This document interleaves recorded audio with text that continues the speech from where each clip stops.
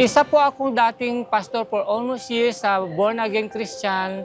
Yung church po namin yung Voice of God Church. Siya si Rolando Ferrer.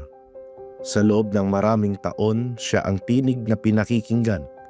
Isa siyang pastor na nagtuturo, nangangaral, at gumagabay sa pananampalatayang kinagisnan. Bilang isang dating born-again pastor, akala niya'y lubos na niyang nauunawaan ang katotohanan na nakasulat sa Biblia. Since 2015 po, naging Christian born again po ako. At nag-aral po ako sa Bible School kasi gusto ko po talagang mag-preach, gusto kong maging pastor. So that's why nag-decide po akong mag-aral po sa Bible School. At the same time po, kumuha po ako ng masteral degree ng Master of Arts of Divinity sa Korean Bible School po. So inihahanda po namin yung mga preacher po namin. 1 week before po ng Sunday, kailangan po gawin muna po. Tapos ipag-pray mo siya kung tama ba yung ituturo mo sa mga tao. Bilang isang pastor, isang preacher po, Bible study po namin, araw-araw ko pong ginagawa ng bahay-bahay, kung saan po yung mga pwedeng turuan, yun po yung ginagawa po namin. Ngunit sa kabila nito, may isang tanong na laging bumabagabag at gumugulo sa isip niya. Every time po natatayo po ako sa pulpito, magpipitch po ako, laging sumisiksik po sa isipan ko. And then I ask God, nagtanong po ako sa Ama, wala ba akong karapatan na magturo ng salita mo? Sabi ko. And then, naghahanap po ako ng sagot. Wala po akong makuhang sagot.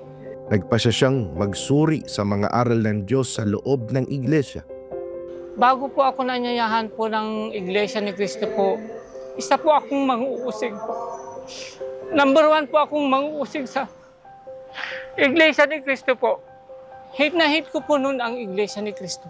Andyan po yung yung nakikipagtalo po ako sa mga ministro, nakikipag-debate po ako.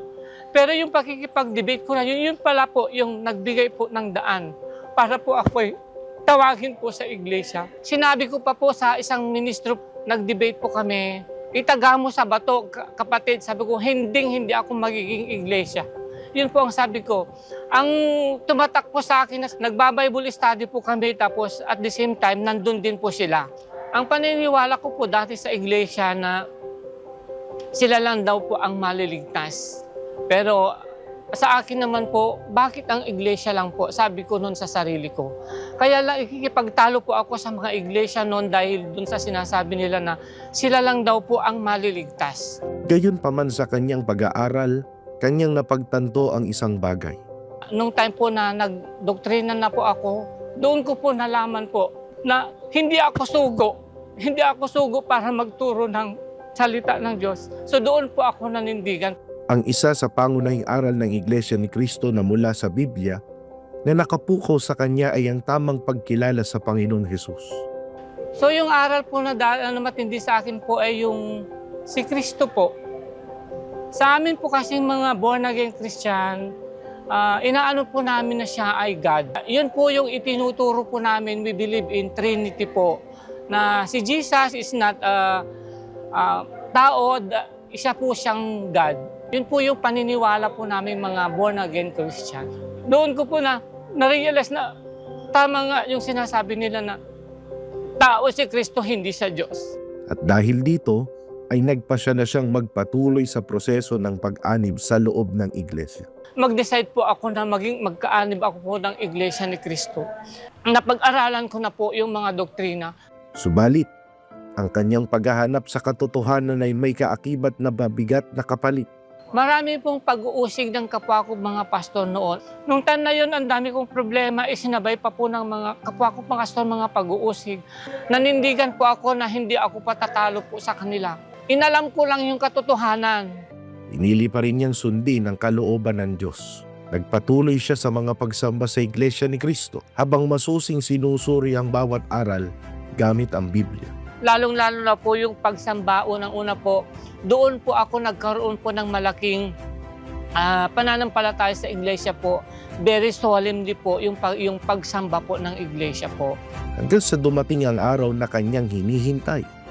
Ang araw ng pagtanggap niya ng banal na bautismo sa Iglesia ni Cristo. Sa ngayon po, hindi ko po maano po yung Yung damdamin ko po, sobrang saya po. Sobrang saya, hindi ko maipaliwanag po yung nararamdaman ko. Maano pong yung luha ko, yung iyak ko, yung galak ko, hindi ko po maano po yung kaligayahan na meron po ako ngayon. Para sa kanya, ang bautismo ay simula ng isang bagong buhay na nakabatay sa tunay na aral ng Biblia. Hindi na po ako hihiwalay po sa iglesia po. Dahil alam ko na po yung katotohanan, nandito na po yung kaligtasan, kaya hindi na po ako hihiwalay hanggang sa kamatayan po. Habang po ako'y nabubuhay, Iglesia ni Cristo po ako. Patuloy ang Iglesia ni Cristo sa pagpapalaganap ng tunay na pananampalataya. Inaanyayahan ng lahat, anuman ang estado ng buhay o kinagis ng pananampalataya, na siyasatin ang mga aral at sundin ang kalooban ng Diyos na nakasulat sa Biblia. Ito po ay aral, utos ng ating Panginoon Diyos na dapat ang mga tao ay maakay na makaalam ng katotohanan para sila ay maligtas pagdating ng araw ng paghuhukom. Ang kwento ni kapatid na Rolando Ferrer ay patunay na dapat ay maging bukas ang ating isip sa pagsusuri sa mga tunay na aral ng Diyos. Compare ko po nung ako tayo born again po ako, yung wala po akong peace of mind. Magulo po yung kaisipan ko po, hindi ko alam kung tama ba yung itinuturo ko sa mga kapwa ko, sa mga fellowship ko. Sabi ko, ang pinagkaiba po doon sa iglesia po, every time po na nasa kapilya po ako, nagkaroon po ako ng kapayapaan sa aking kaisipan. Nagliwanag po lahat. So ang mensahe ko po sa mga born again, yung mga hindi pa nakakakilala sa totoong Iglesia ni Cristo, yung totoong Diyos at totoong Panginoong Jesus, ini-encourage ko po kayo na mag-research po kayo. Huwag po yung sarili nating interpretasyon. Kasi yung interpretasyon po ng mga born again po ay gawa-gawa lang po namin. Not like po sa iglesia, totoong-totoo po yung galing po lahat sa Bible, lahat po ay totoo. Tingnan mabuti, suriin natin mabuti kung ano talaga yung itinuturo ng Iglesia ni Cristo. At ang Iglesia ni Cristo, ang kanilang doktrina ay tunay po na salita ng Diyos. Mula po rito sa Angono, Rizal, ako po si kapatid na Ronnie Siquel Canlas para sa Iglesia ni Cristo News Network.